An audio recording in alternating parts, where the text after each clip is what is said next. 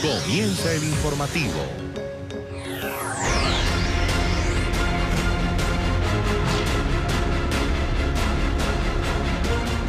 El presidente de la Asamblea Nacional de Venezuela, Juan Guaidó, pidió hoy el apoyo de los ciudadanos, los militares y la comunidad internacional para asumir el mando del Ejecutivo que denunció está usurpado por Nicolás Maduro.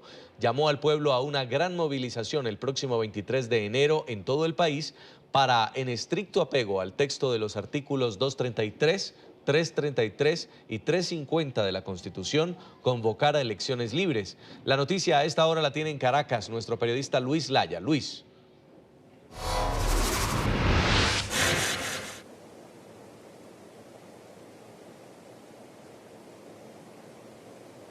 Hola, muy buenas noches. Pues ciertamente un día complejo desde el punto de vista político y noticioso en Venezuela.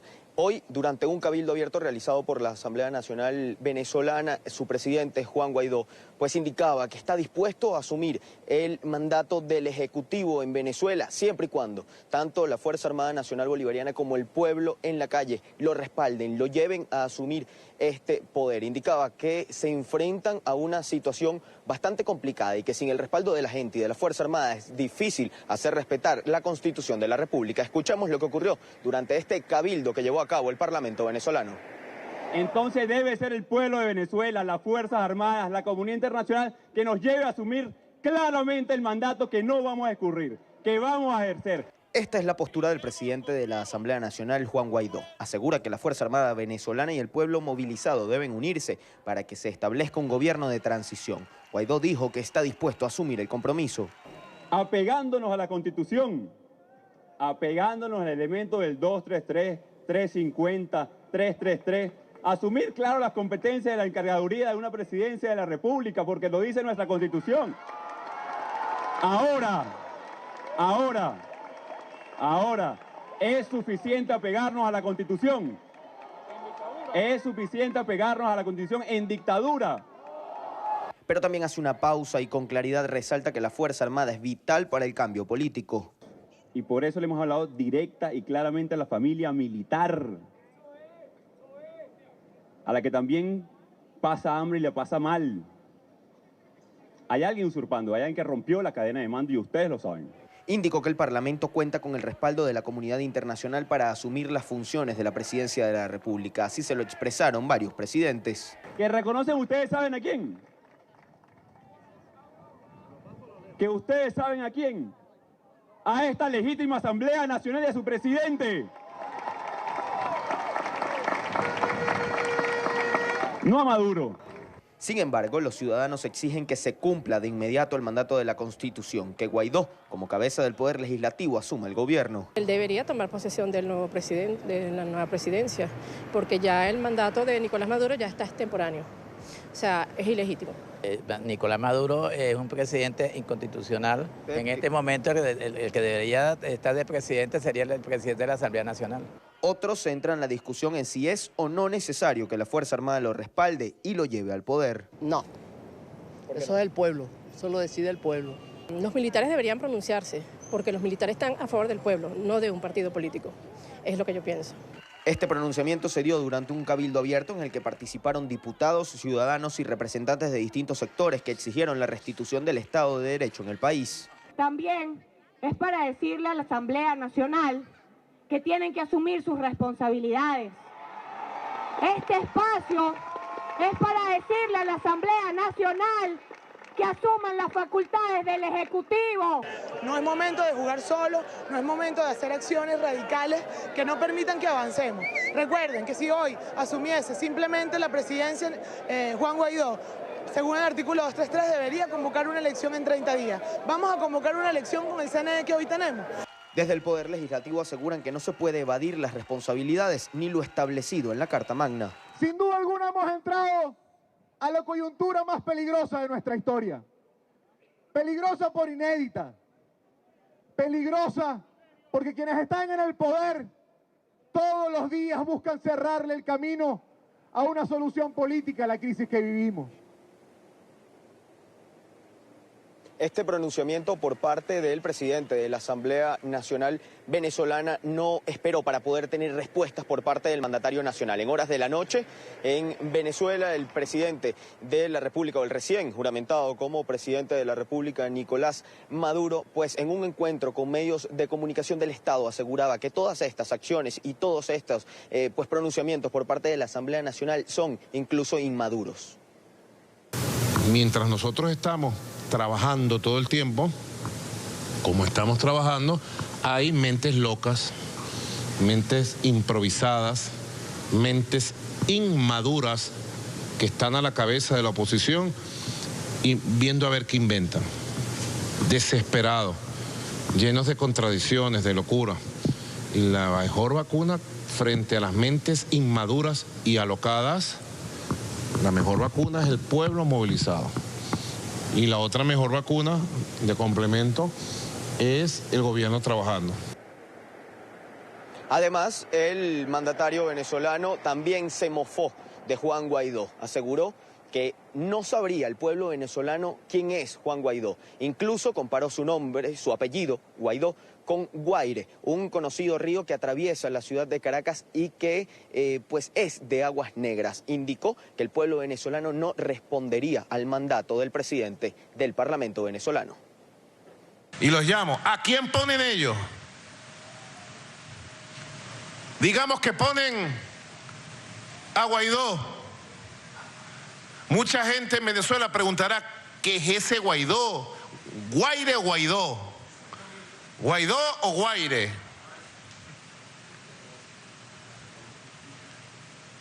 Ah, lo ponen, muy bien. ¿Con el apoyo de quién? ¿Con qué programa? ¿Qué va a hacer al otro día? ¿Qué va a hacer con el pueblo? Con ese pueblo que está ahí por millones, millones de chavistas, de revolucionarios, de patriotas, millones. La derecha venezolana es inviable, no está capacitada, no está facultada y no está preparada para asumir el poder político en Venezuela. Y digo más, y si la derecha venezolana quiere llegar al poder político venezolano, que se inscriba en las próximas elecciones y lance un candidato presidencial para ver si gana. De otra manera, se verán con nosotros de frente, siempre de frente, porque aquí tiene que prevalecer la Constitución y las instituciones. Lo demás es un show. También ante la postura de la Asamblea Nacional sobre la usurpación de Nicolás Maduro en el poder ha habido exigencias por parte de la oposición. La fracción 16 de julio perteneciente a la bancada opositora y también al partido 20 Venezuela dirigido por María Corina Machado exigió la mañana de este viernes a Juan Guaidó que haga defender la Constitución de la República Bolivariana de Venezuela. Los artículos 233, 333 y 350. Específicamente el 233 asegura que la Asamblea Nacional debe asumir los poderes del Ejecutivo. Escuchemos el pronunciamiento de la fracción 16 de julio. Mientras la fracción mayoritaria del Parlamento apuesta por trazar una ruta que lleve un eventual gobierno de transición, la fracción 16 de julio exige acciones inmediatas. Presidente Juan Guaidó, el tiempo se le está acabando. Debe tomar las decisiones históricas que el país reclama. Esta fracción espera que usted, presidente Guaidó, asuma con responsabilidad y valentía la oportunidad de rescatar la República y la libertad. Lo que pasa porque usted asuma la presidencia de la República transicionalmente. El bloque minoritario del Parlamento, considerado radical, manifiesta que no hay espacio para eventuales negociaciones con el régimen. Negociaciones, cero. Constitución, todo. En momentos en los que la Asamblea Nacional cuenta con el apoyo de la comunidad internacional, advierten, no es hora de titubeos. Estará aislado el régimen que de facto aún está al frente de la presidencia de la República, pero no el país, al contrario. El país hoy tiene la mayor atención del mundo, nunca en la historia de Venezuela, jamás. tantos países, entre ellos los más importantes del mundo, las más calificadas democracias del mundo, están atentas. Ante las múltiples interpretaciones que se han hecho de la Carta Magna sobre cómo proceder tras declarar usurpador a Nicolás Maduro, juristas coinciden en afirmar que su acto de juramentación fue inconstitucional. Eso debe calificarse técnica y constitucionalmente como un fraude a la Constitución. Hay una persona ejerciendo ilegítimamente la presidencia de la República. En la calle las opiniones también están divididas. Está en la silla, sigue siendo legítimo para mí. Claro que no es presidente. Se juramentó ayer. No es digno de estar en donde está ahorita. Para otros, el cargo de Maduro tiene una sola definición. Se parece más bien a un dictador. Y mientras tanto, en la práctica, Nicolás Maduro sigue ocupando la silla en el Palacio de Miraflores, ha convocado actos de gobierno. El próximo lunes acudirá a la Asamblea Nacional Constituyente y allí se espera anuncien nuevas medidas económicas. Desde Caracas, Venezuela, Daniela Zambrano, NTN 24. También sobre toda esta postura de la Asamblea Nacional y del presidente del Parlamento, Juan Guaidó, ha habido reacciones. Uno de ellos de la ministra Iris Varela, ministra para el régimen penitenciario en Venezuela. Ella, a través de Twitter, hacía el comentario de que tenía una celda lista para Juan Guaidó y sus colaboradores tras tomar estas decisiones. Guaidó, ya te acomodé la celda con tu respectivo uniforme. Espero que nombres rápidamente a tu gabinete para saber quiénes te van a acompañar, muchacho pajú. Es el recuento de lo que ha ocurrido en Venezuela durante este día. Desde el pronunciamiento de la Asamblea Nacional y de su presidente Juan Guaidó ha habido reacciones sobre este tema. La más reciente del presidente Nicolás Maduro. También es importante destacar que hay muchos rumores sobre posibles detenciones contra diputados a lo largo de esta noche. Hasta ahora son solamente eso, rumores. Sin embargo, nosotros estaremos pendientes de lo que pueda ocurrir en Venezuela en las próximas horas para llevárselo desde acá, desde la ciudad de Caracas. Con esto, volvemos al estudio. Muy buenas noches. Gracias, Luis. Y desde Washington, el secretario general de la Organización de Estados Americanos saludó la asunción de Juan Guaidó como presidente interino de Venezuela. Aunque el líder opositor aún no se ha declarado al mando de la presidencia, Luis Almagro dijo que cuenta con el apoyo de la comunidad internacional. Saludamos la asunción de Juan Guaidó como presidente interino de Venezuela, conforme al artículo 233 de la Constitución Política. Tiene nuestro apoyo, el de la comunidad internacional y el del pueblo de Venezuela. Brasil reconoce a la Asamblea Nacional de Venezuela como órgano al que incumbe la autoridad ejecutiva. El Ministerio de Relaciones Exteriores reafirmó su apoyo al Parlamento. De esta forma, el gobierno de Jair Bolsonaro se convierte en el primer país del mundo que reconoce a Juan Guaidó como titular legítimo del Poder Ejecutivo en Venezuela.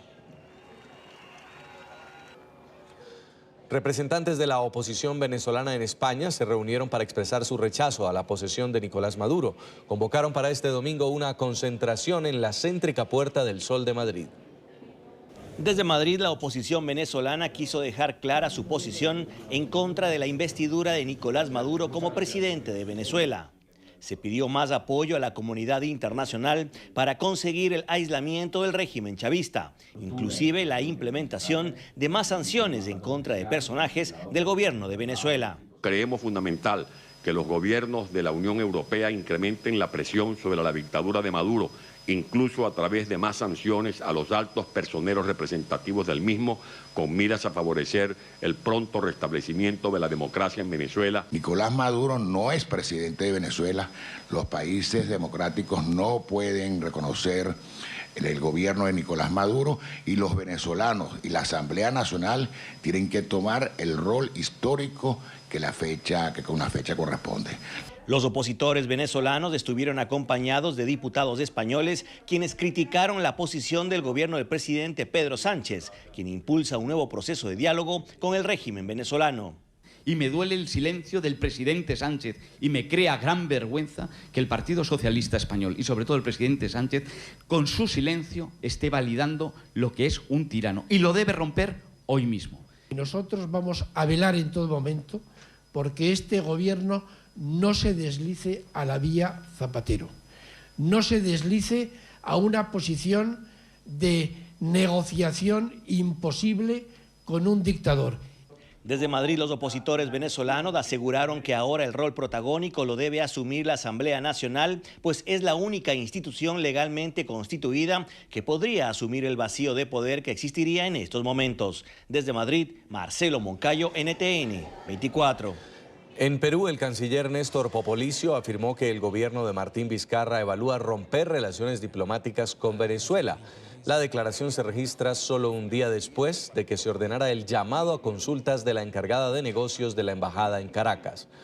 El jefe de la diplomacia peruana volvió a insistir en la necesidad de que la comunidad internacional ejerza mayor presión sobre el régimen de Nicolás Maduro para que a Venezuela retorne la democracia. En diálogo con el programa La Tarde de NTN 24, el expresidente de Bolivia, Jorge Quiroga, afirmó que es necesario que las cancillerías de los países integrantes del Grupo de Lima sigan el ejemplo de Paraguay de romper definitivamente relaciones con el régimen de Maduro y reconozcan a Juan Guaidó como el encargado del Ejecutivo. Pero también hago la apelación, que no es una cosa menor idónea, a que los cancilleres y gobiernos del Grupo de Lima sigan el buen ejemplo de Paraguay. Si han dicho que van a desconocer a Maduro, háganlo y ahora reconozcan a Juan Guaidó con nombre y apellido en un documento formal, porque eso le sube el blindaje a Juan Guaidó, que tiene razón. Hoy no tiene todavía mando sobre las Fuerzas Armadas, pero se le da un blindaje muy, muy fuerte mientras más rápido generemos reconocimientos internacionales, diplomáticos, oficiales, y eso también va a producir el quiebre militar que restablezca el orden constitucional y democrático en Venezuela. La Organización de Estados Americanos dio inicio al proceso de aplicación de la Carta Democrática Interamericana a Nicaragua, país que atraviesa por una crisis política y social que ha dejado entre 300 y 500 muertos, según organizaciones defensoras de derechos humanos. Emiliana Molina, periodista de NTN 24, tiene el informe desde la OEA. Emiliana. Hola, ¿qué tal? En una sesión extraordinaria el día de hoy que fue convocada a petición del secretario general de la OEA, Luis Almagro, y quien fue respaldado por al menos 5 países como Argentina, Colombia, Chile, Estados Unidos y Perú, iniciaron condenando y también rechazando al gobierno de Daniel Ortega en Nicaragua, un país que vive una crisis desde el pasado 18 de abril política y social. Por otro lado, la delegación nicaragüense liderada por Denis Moncada aseguró que esta sesión extraordinaria se trata de un plan golpista en contra de su país y rechazó la convocatoria de esta sesión el día de hoy. En un discurso que duró más de 35 minutos, donde tuvo que intervenir un canciller pidiéndole al presidente actual de la OEA que le pidiera al señor Moncada que no retrasara más esta sesión extraordinaria, con sus palabras defendiendo a Nicaragua. Por otro lado, el secretario general de la OEA, Almagro, junto con el secretario ejecutivo de la Comisión Interamericana de Derechos Humanos, Pablo Abrao, aseguran que todavía en Nicaragua se están cometiendo crímenes de lesa humanidad. Y Almagro reiteró que planea comenzar los procesos necesarios para aplicar la Carta Democrática a este país. Para la preservación de la democracia. La Organización de Estados Americanos activó hoy la Carta Democrática contra Nicaragua, país que sufre una crisis política y social que ha cobrado la vida de más de 300 personas, según organizaciones defensoras de derechos humanos. A criterio de esta Secretaría General, la crisis en Nicaragua justifica plenamente la invocación del artículo 20 de la Carta Democrática Interamericana. Esto hecho con criterios constructivos, procurando alcanzar soluciones, de encontrar acuerdos, pero utilizando los mecanismos existentes. Entonces todo el mundo se confabula y se conspiran para hacer aparecer a nuestro gobierno como si fueran violadores de derechos humanos, como si cometiéramos delitos como política de Estado. Desmentimos, señor presidente, esas tendencias y esos informes. Somos amantes de cumplir, de promover derechos fundamentales. Almagro recalcó el informe presentado por la Comisión Interamericana de Derechos Humanos. Este ha contabilizado más de 300 muertos, 2.000 heridos, 550 detenidos y 300 profesionales de la salud despedidos desde las manifestaciones en abril. El embajador de Estados Unidos ante la OEA asegura que este será un año crítico para Nicaragua dentro del organismo. Los Estados Unidos va a hacer todo lo posible para lograr los votos, como todos los países interesados y los países amigos lo van a hacer también. ¿Se espera una posible suspensión si nada cambia? Vamos a hacer todo lo posible para que regresen a la democracia, incluyendo la suspensión de Nicaragua. ¡El pueblo unido jamás! La aplicación de la Carta Democrática establece que ante la alteración del orden constitucional en cualquier Estado miembro, se realizarán las sesiones diplomáticas necesarias para promover la normalización de la institucionalidad. No obstante, hoy no se sometió a votación ninguna iniciativa diplomática específica, ni se anunció una fecha pendiente para una próxima sesión. Ya basta de secuestro, basta de torturas, basta de detenciones ilegales y de procesos corruptos y viciados. Queremos una Nicaragua libre, una Nicaragua democrática. Esperamos que nos apoye internacionalmente los demás países para que el pueblo de Nicaragua sea liberado. No queremos más dictadura, no queremos más dictadura. Y es por eso que estamos aquí protestando frente a la OEA. Y vamos a seguir protestando hasta que Daniel Ortega y la Murillo se vayan de Nicaragua. Si todos los esfuerzos diplomáticos fallan en un esfuerzo para restaurar la democracia en ese país, pues entonces este podría llevar a una eventual suspensión de Nicaragua de la OEA, lo cual le prohibiría a este país participar en los eventos de este organismo. Se necesitarían al menos 24 votos a favor para lograr suspender a Nicaragua del organismo. Por otro lado, desde que inició la Organización de Estados Americanos hace 70 años, tan solo se han suspendido a 2 países, a Cuba y a Honduras. Esta es toda la información que tenemos desde la OEA. Emiliana Molina, regreso al Centro Internacional de Noticias. Gracias, Emiliana. Mientras tanto, el régimen de Daniel Ortega sigue su cruzada contra los medios de comunicación independientes. Según denunció el grupo editorial La Prensa, la autoridad aduanera tiene retenido desde hace 4 meses, según ellos de forma arbitraria, varias toneladas de periódico y otros insumos necesarios para la impresión de 2 diarios de circulación nacional. La Unión Europea rechazó la expulsión de la Comisión Internacional contra la Impunidad de Guatemala. Por medio de un comunicado, el bloque europeo señaló que al terminar unilateralmente el acuerdo con Naciones Unidas, la administración de Jimmy Morales va contra las obligaciones legales que asumió el país centroamericano. Además, instó al gobierno a que permita que la CICIG termine su mandato, que estaba estipulado hasta septiembre de 2019. Morales expulsó a la comisión y dio por terminado su trabajo en el país por supuestamente violar las leyes internacionales. Hacemos la primera pausa en el informativo y al volver, tras 21 días de cierre de la administración federal por falta de presupuesto, el presidente Trump informó que por ahora no decretará una emergencia nacional. Ya regresamos con el informativo.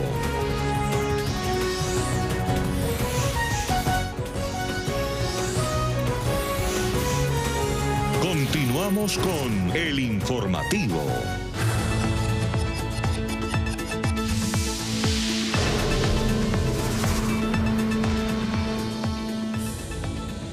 Peleas en gasolineras de México. Cada vez más conductores se suman a las largas filas de espera. Algunos se enfrentan a puño limpio por el combustible que escasea en varias regiones del país. En el Estado de México, en el municipio de Ecatepec, 2 individuos se enfrentaron a golpes cuando hacían fila para abastecer sus carros. Ambos fueron detenidos por la policía y ninguno logró comprar el hidrocarburo. Escenas como esta se han registrado en varias de las entidades afectadas por las nuevas medidas de seguridad del gobierno. En Ciudad de México dejaron entrar en la fila a un conductor donde estaban formados para abastecerse de gasolina y acabaron también en golpes.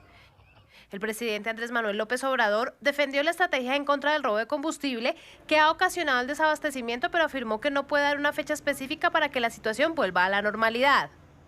Se están utilizando elementos de la Policía Federal, de la Policía Militar y de la Policía Naval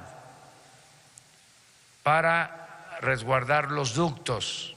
Ayer hablaba yo que hay 1.600 kilómetros de ductos estratégicos por los que se transportan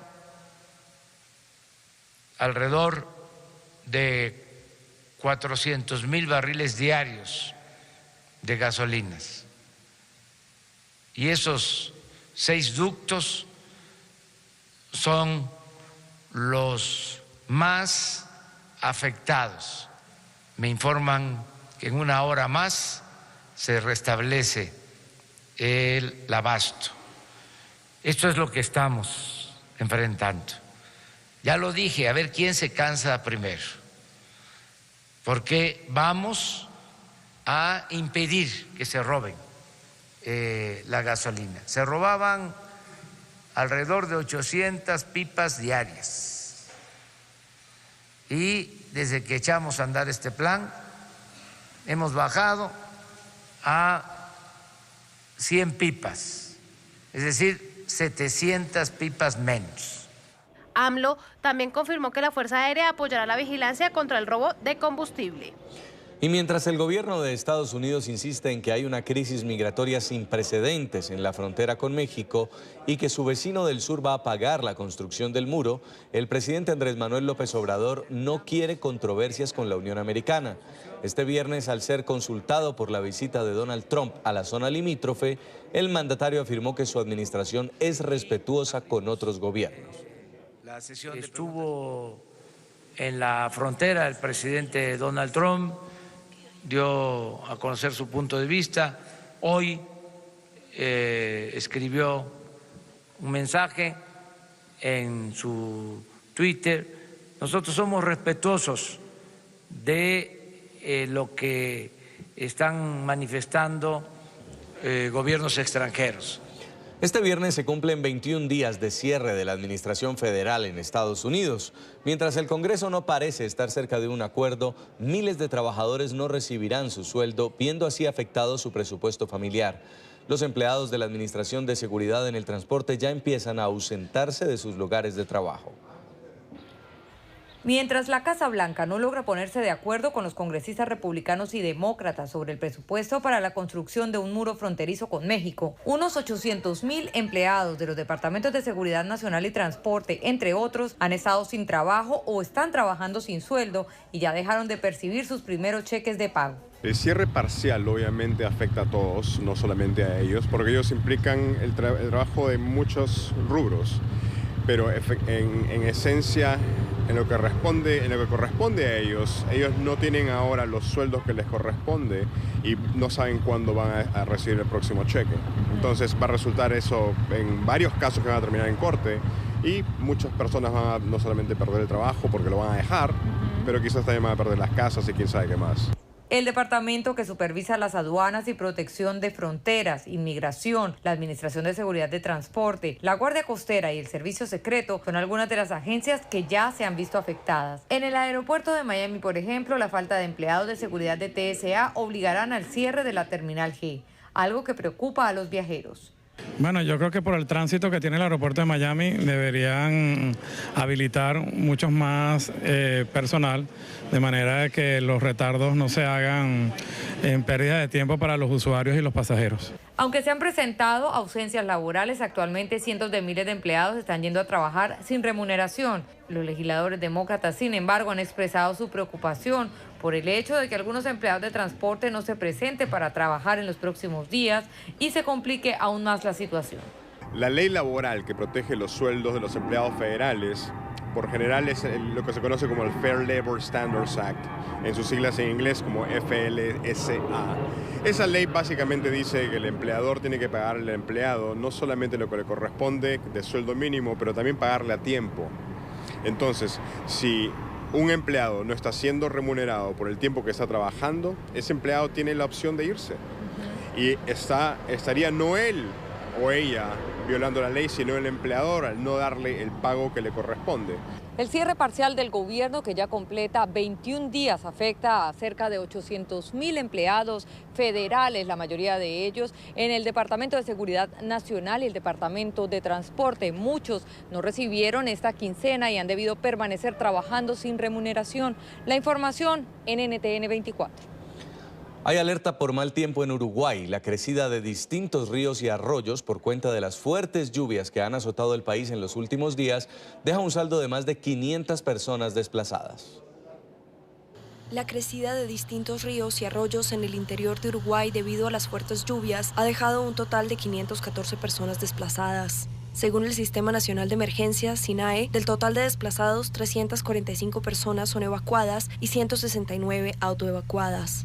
En Durazno, con el 75% de los afectados, hay 266 evacuados y 118 autoevacuados, totalizando 384 personas desplazadas por la crecida del río G. Los demás desplazados se encuentran en los departamentos de Salto con 51, Artigas con 33, Soriano con 24, Florida con 14 y Río Negro con 8. De acuerdo con el Instituto Uruguayo de Meteorología, no hay pronóstico de lluvias en el país para el 11 y 12 de enero, pero por la tarde o noche del 13 se prevén probables precipitaciones y tormentas y rachas de viento de 50 kilómetros por hora. Vamos a hacer una nueva pausa en esta emisión de noticias. Al volver, 2 muertos y varios heridos dejó un atentado con carro bomba en Irak. Ya regresamos con el informativo.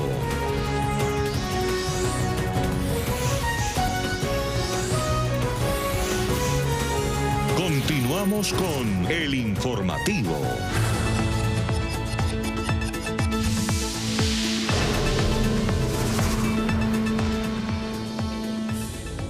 El presidente Donald Trump dijo que no declarará una emergencia nacional para resolver el cierre del gobierno y conseguir la financiación para el muro en la frontera con México, sino que de momento quiere ver cómo soluciona el Congreso este impasse que ya lleva 3 semanas y ha dejado a miles de empleados sin pago.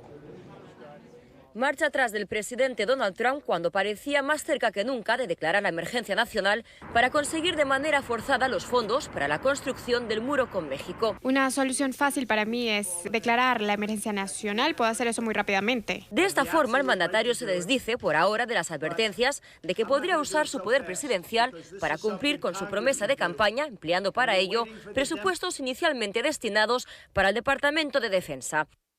Al parecer habrían sido sus abogados y varios republicanos moderados quienes le habrían hecho desistir de tomar esta medida. Una reunión de 15 minutos. Si ellos no pueden hacerlo, yo declararé la emergencia nacional. En la última semana, el mandatario había incrementado la presión para convencer a la opinión estadounidense y también a la oposición de la existencia de una crisis humanitaria en la frontera. Una estrategia política que alcanzó su momento más álgido el martes por la noche, cuando por primera vez desde su mandato, Donald Trump se dirigió a la nación desde la oficina oval de la Casa Blanca. Esta es una crisis humanitaria, una crisis del corazón y una crisis del alma. El mes pasado, 20.000 niños migrantes fueron ilegalmente traídos a los Estados Unidos. En su discurso, el presidente alegó una vez más a una presunta crisis nacional producida por la inmigración en la frontera sur del país, asegurando que los estadounidenses sufren la inmigración ilegal no controlada. Una retórica en la que insistía en la mañana de este viernes, al regreso de su viaje a la frontera con México. En una serie de tuits, el presidente aseguraba que el país estaba viviendo una invasión e insistía en la necesidad de construir un muro. Crisis humanitaria en nuestra frontera sur. Acabo de regresar y es una situación mucho peor de lo que casi nadie entendería. Una invasión. He estado allí muchas veces. Los demócratas, el llorón Chuck y Nancy, no saben lo malo y peligroso que es para nuestro país entero. La barrera de acero o muro debería haber sido construida por administraciones anteriores hace mucho tiempo. Ellos nunca lo hicieron, yo lo haré. Sin ella, nuestro país no puede estar seguro. Los criminales, las pandillas, los traficantes de personas, las drogas y tantos otros grandes problemas pueden entrar fácilmente. Se puede detener en frío. Por su parte, el Partido Demócrata ha rechazado en numerosas ocasiones las cifras ofrecidas por la administración Trump para justificar la emergencia nacional, asegurando que el presidente apela al miedo y no a los hechos. Según un reporte de Pew Research Center, las cifras de inmigración irregular en Estados Unidos mostraron un descenso considerable en la última década, pasando de los 12.2 millones en el año 2007 a los 10.7 millones en 2016. Esa crisis que él menciona es una crisis humanitaria que él ha creado. ¿Por qué? Porque en vez de mandar más ayuda para que los agentes tengan la capacidad de procesar a personas buscando refugio, está mandando el ejército. La mayoría de personas que entran a este país ilegal son personas que entraron en otros puertos de entrada, como los aeropuertos, con visas y se quedaron cuando se les termina. Este viernes se cumplieron ya 21 días del cierre de la Administración Federal y son 800.000 personas las que siguen afectadas y que este viernes no cobraron su salario. Este es el reporte desde Washington, Carolina Valladares para NTN 24. Estados Unidos inició el retiro de sus tropas de Siria, así lo confirmó un portavoz de las fuerzas militares a través de un breve comunicado que no entregó precisiones sobre el movimiento de los uniformados. El sorpresivo anuncio aumenta la incertidumbre sobre la estrategia de la Casa Blanca y sus posibles consecuencias en Oriente Medio. En diciembre de 2018, el presidente Donald Trump estableció un plazo de 30 días para retirar a los Estados Unidos de Siria. El Departamento de Defensa dio inicio al proceso este viernes, movilizando artillería y maquinaria, pero las tropas siguen en sus posiciones actuales en el norte y este del territorio sirio. El movimiento toma por sorpresa una vez más a los aliados de Washington que temen efectos negativos sobre el repliegue. Sin embargo, la administración Trump ha reafirmado su compromiso en la lucha contra el terrorismo. La amenaza del islamismo radical es real y si continúa siendo derrotado en diferentes partes de Siria y otras regiones, y nosotros tenemos que prevenir eso, su crecimiento. Esto es real y es importante mencionarlo. Pero nosotros vamos a continuarlo haciendo, por supuesto, de otras formas. El secretario de Estado ha reiterado este mensaje en los países que ha visitado en su presente gira por Oriente Medio, así como ha insistido en que la salida de Siria no tiene marcha atrás. No hemos sido informados. Nuestro enfoque permanece en el trabajo del señor Peterson, en sus esfuerzos para conseguir un acuerdo. Aunque no es claro aún cuándo empezará el regreso de los uniformados, entidades como la ONU toman distancia de Washington y centran sus esfuerzos en Siria en el frente político y humanitario. Después de todo, no cesa la devastación en la nación árabe tras más de 8 años de conflicto entre el régimen de Bashar al-Assad y facciones de oposición. En cuanto a la lucha contra el terrorismo, nuestra posición siempre ha sido que la lucha contra el terrorismo debe respetar completamente la protección de los civiles. La ONU recuerda que en los próximos meses sus esfuerzos estarán concentrados principalmente en fortalecer el nivel de asistencia humanitaria a toda la población civil afectada por la guerra de Siria, un conflicto que en más de 8 años no logra resolverse y al menos por ahora parece que está lejos de terminar de conjurarse. Desde la sede general de Naciones Unidas en Nueva York les informó Alejandro Rincón, NTN 24. Atentado en Irak. La explosión de un carrobomba dejó al menos 2 muertos e hirió a más de una docena de personas en la ciudad iraquí de Al-Qaim, en la frontera con Siria. Entre los heridos hay 4 miembros del ejército, según reportes oficiales. La explosión causó un incendio en un edificio de la zona que se prolongó por varias horas. Aún no se sabe quién es el responsable del ataque. Canadá aceptó dar asilo a una joven saudí que escapó de su país tras renunciar al Islam. El primer ministro Justin Trudeau afirmó que su gobierno aceptó la solicitud de pedido de la ACNUR. Rahab Mohamed Al-Kunun, de 18 años, salió hace una semana de su país con destino a Bangkok, huyendo por temor a que su familia la matara. El caso se hizo viral luego de que la joven hiciera la denuncia por medio de las redes sociales. Y es que de volver a su país, Al-Kunun podría ser procesada por dañar la reputación del país y apostatar su religión, delitos que son castigados con la pena capital. Hemos aceptado la solicitud de la ONU de concederle asilo y es algo que estamos encantados de hacer porque Canadá es un país que tiene en cuenta hasta qué punto es importante defender los derechos del individuo y de las mujeres en todo el mundo. Y puedo confirmar que hemos aceptado la demanda de la ONU. El fuerte invierno que golpea a Europa causa estragos en varios países del viejo continente. En Suiza, una avalancha de nieve destrozó varios salones de un lujoso hotel. Se reportan múltiples heridos. Una enorme cantidad de nieve se desprendió de la montaña Saintins, el pico más alto del macizo Alpstein. La avalancha de 300 metros enterró gran parte de un hotel ubicado a escasos metros de la montaña. 3 turistas que se encontraban hospedados en el lugar resultaron heridos. Otros 75 viajeros fueron evacuados debido a la emergencia. El bus de turismo del hotel también quedó sepultado en la nieve. Aunque no han sido reportadas desapariciones, equipos de rescate trabajaron en el área. Las difíciles condiciones climáticas obligaron a la suspensión de las operaciones. El este de Suiza y el norte del cantón de los Grisones han sido testigos de las fuertes nevadas durante la última semana.